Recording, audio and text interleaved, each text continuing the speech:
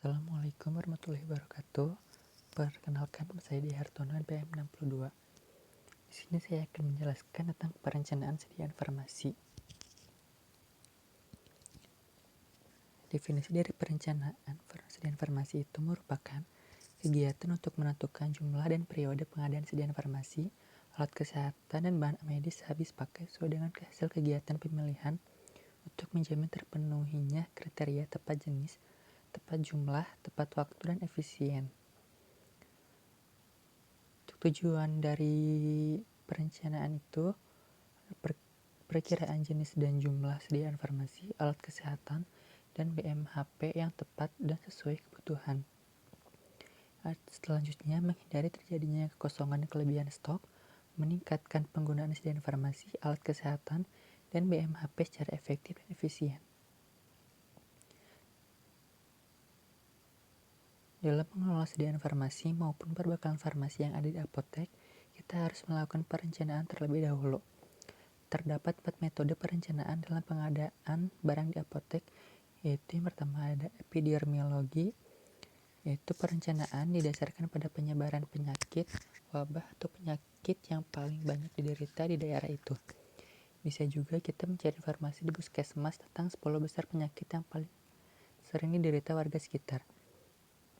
Selanjutnya, konsumsi direncanakan berdasarkan pengeluaran barang periode sebelumnya. Jadi kita harus memantau obat apa yang paling banyak keluar di periode sebelumnya dan menentukan obat apa yang akan kita beli di periode sekarang ini. Sehingga kita perlu melakukan pengelompokan barang menjadi dua, yaitu fast moving dan slow moving. Yang ketiga itu kombinasi antara epidemiologi dan konsumsi, yaitu direncanakan berdasarkan apa yang banyak keluar dan epidemiologi di saat itu. Misal lagi musim hujan banyak yang terserang flu, jadi kita menyediakan obat flu dalam jumlah besar. Yang terakhir, just in time.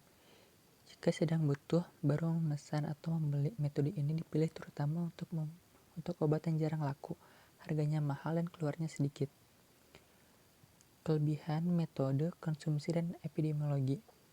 Yang pertama itu data konsumsi akurat atau metode paling butuh. Sedangkan dari epidemiologi, perkiraan kebutuhan mendekati kebenaran. Selanjutnya, tidak membutuhkan data epidemiologi maupun standar pengobatan. Sedangkan epidemiologi, program-program yang baru dapat digunakan. Kelebihan metode konsumsi yang terakhir itu jika data konsumsi dicatat lebih baik, pola preskripsi tidak berubah dan kebutuhan relatif konstan. Sedangkan untuk epidemiologi, itu usaha memperbaiki pola penggunaan obat dapat didukung oleh standar pengobatan. Kekurangan metode konsumsi dan epidemiologi. Yang pertama itu data konsumsi, data obat, dan data jumlah kontak pasien kemungkinan sulit untuk didapat. Sedangkan epidemiologi untuk memerlukan waktu yang banyak dan tenaga yang terampil. Pada konsumsi tidak dapat dijadikan dasar dalam mengkaji penggunaan obat dan perbaikan pola preskripsi. Pada epidemiologi, data penyakit sulit diperoleh secara pasti dan kemungkinan terdapat penyakit yang tidak termasuk dalam daftar atau tidak melapor. Kekurangan konsumsi itu tidak dapat diandalkan jika terjadi kekurangan stok obat lebih dari 3 bulan, obat yang berlebih atau adanya kehilangan. Kekurangan pada epidemiologi itu memerlukan sistem pencatatan dan pelaporan. Yang terakhir, pencatatan data morbilitas yang baik tidak diperlukan. Sedangkan pada epidemiologi itu dapat terjadi kekurangan obat karena ada wabah atau kebutuhan insidental tidak terpenuhi. Pengadaan dengan metode ABC VAN, yaitu tersedianya obat dan perbekalan kesehatan dengan jenis dan jumlah yang cukup sesuai kebutuhan pelayanan kesehatan. Mutu obat dan perbekalan kesehatan terjamin, dan obat dan perbekalan kesehatan dapat diperoleh pada saat diperlukan. Metode ABC yang A itu memiliki biaya pengadaan sekitar 70-80% dari biaya pengadaan keseluruhan. Stok biasanya hanya sekitar 15% dari stok pengadaan keseluruhan.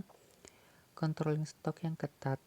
Sedangkan yang metode B itu memiliki biaya pengadaan sekitar 15-25% dari biaya pengadaan keseluruhan. Stok biasanya hanya sekitar 30% dari stok pengadaan keseluruhan. Itu controlling stok yang moderat. Sedangkan untuk metode C itu memiliki biaya pengadaan sekitar 5-15% dari biaya pengadaan keseluruhan. Stok biasanya hanya sekitar 55% dari stok pengadaan keseluruhan. Itu controlling stok yang longgar. Selanjutnya itu metode VAN. Metode V itu kepanjangan dari vital. Obat dengan keterangan ini wajib ada. Itu merupakan life saving drug. Contoh dari metode V itu adrenalin antitoksin. Selanjutnya metode E. Itu kepanjangan dari esensial. Obat yang menyembuhkan penyakit dan masih bisa ditunda pemberiannya jika tidak ada. Contohnya itu antibiotik. Yang terakhir itu metode N, kepanjangan dari non-esensial. Itu merupakan obat yang bersifat sebagai penunjang dan tidak diprioritaskan. Contohnya seperti vitamin dan suplemen. Kelebihan metode ABC dan VAN. Yang pertama itu dapat mengetahui pola konsumsi untuk semua jenis obat beserta dananya. Yang kedua itu dapat mengetahui jenis obat yang memerlukan pengawasan lebih. Yang terakhir itu dapat menentukan prioritas pembelian obat beserta dengan harga jualnya. Kekurangan dari metode ABC VAN itu yang pertama pengeluaran dana dan waktu yang dikonsumsi pada activity based costing system sangat mahal. Yang kedua, sulit dilakukan pengalokasian biaya yang praktis. Yang ketiga, biaya pelaksanaan yang kompleks makan waktu yang lama. Selanjutnya itu pengadaan sediaan farmasi. Divisinya itu merupakan kegiatan untuk merealisasikan perencanaan kebutuhan dan harus menjamin ketersediaan, jumlah, dan waktu yang tepat dengan harga yang terjangkau dan sesuai standar mutu. Hal-hal yang harus diperhatikan dalam perencanaan itu yang pertama jumlah obat yang diperoleh, harga yang dibayar, dan kualitas obat yang diterima. Cara pengadanya itu dengan pembelian, produksi sendiri, sumbangan atau hibah, dan konsinyasi. Konsinyasi itu merupakan tindakan memberikan suatu barang kepada pihak lain agar pihak tersebut dapat melakukan pengendalian, penyimpanan maupun perawatan terhadap barang hingga barang tersebut dapat terjual. Dilakukan setelah ada perjanjian antara dua pihak. Terdapat macam pembayaran itu COD atau cash on delivery itu merupakan pembayaran secara tunai pada saat pesanan tiba di tujuan, dan kredit merupakan pembayaran yang dilakukan selama jangka waktu tertentu dengan jumlah yang ditentukan. Prinsip pengadaan menurut Keputusan Menteri Kesehatan RI Nomor 38 Menkes SK 5 2003, yaitu mutu obat terjamin, memenuhi kriteria, khasiat, keamanan, dan keabsahan obat serta telah mempunyai izin edar atau nomor registrasi. Pengadaan obat dilakukan secara efisien dan efektif sesuai dengan kebutuhan. Selanjutnya, menerapkan konsepsi obat esensial generik. Terakhir, pengadaan obat program kesehatan melalui industri farmasi atau pedagang besar farmasi atau PBF. Setelah membuat perencanaan, hal berikutnya yang penting untuk diperhatikan lain adalah mengenai pengadaan. Hal ini dilakukan secara berkala tergantung pada jenis obat yang dibutuhkan. Dalam hal pembelian obat dari supplier ini, beberapa bentuk pengadaan yang kerap digunakan adalah yang pertama itu pengadaan rutin, yakni pengadaan paling utama dan wajib dilakukan oleh apotek. Hal ini dilakukan dari distribusi untuk obat-obat yang menipis maupun kosong dari buku defekta. Yang kedua itu pengadaan mendesak, di mana obat yang dibutuhkan tidak ada. Untuk menghindarinya itu, Anda bisa bekerjasama dengan apotek lainnya guna menghindari penolakan resep atau obat. Yang terakhir adalah bentuk pengadaan secara konsinyasi. Pengadaan ini lebih menitik beratkan pada bentuk kerjasama apotek dan perusahaan farmasi. Biasanya tiap bulan perusahaan farmasi akan menitipkan produknya ke apotek. Bila jumlah obat yang tidak laku dalam pengadaan tersebut, maka pihak apotek bisa melakukan pengembalian. Selanjutnya itu penyimpanan sediaan farmasi. Merupakan suatu kegiatan dan memelihara dengan cara menempatkan Perbekalan farmasi yang diterima pada tempat yang dinilai aman dari pencurian serta gangguan fisik yang dapat merusak mutu obat. Penyimpanan obat dalam wadah asli, misalnya seperti box yang terdapat nomor batch, keterangan expired date.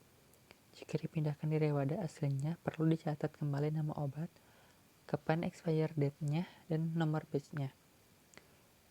Tujuannya itu memelihara mutu sediaan farmasi, menghindari penggunaan yang tidak bertanggung jawab, menjaga ketersediaan, dan membutuhkan pencarian serta pengawasan. Faktor-faktor yang mempengaruhi penyimpanan itu, yang pertama penyimpanan pada suhu kamar, sekitar 25-30 derajat. Penyimpanan pada suhu 15-25 derajat Celcius atau sejuk 1 disimpan pada ruang ber-AC. Penyimpanan pada suhu 8-15 derajat Celcius itu sejuk 2 disimpan dalam cool box. Penyimpanan dingin disimpan dalam lemari pendingin pada suhu 2-8 derajat Celcius. Metode penyimpanan itu stabilitas atau pada suhu, cahaya matahari, dan kelembapan. Bentuk sediaan farmakoterapi alfabetis. Kemudian penyimpanan pada obat khusus seperti narkotika, psikotropika, dan prekursor. Komponen yang harus diperhatikan dalam penyimpanan itu antara lain: yang pertama, obat dan bahan kimia yang digunakan.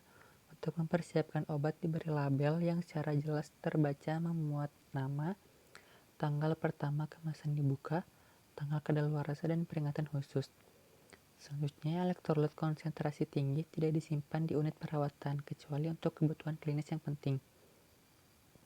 Selanjutnya itu elektrolit konsentrasi tinggi yang disimpan pada unit perawatan pasien dilengkapi dengan pengaman, harus diberi label yang jelas dan disimpan pada area yang dibatasi ketat untuk mencegah penata laksanaan yang kurang hati-hati.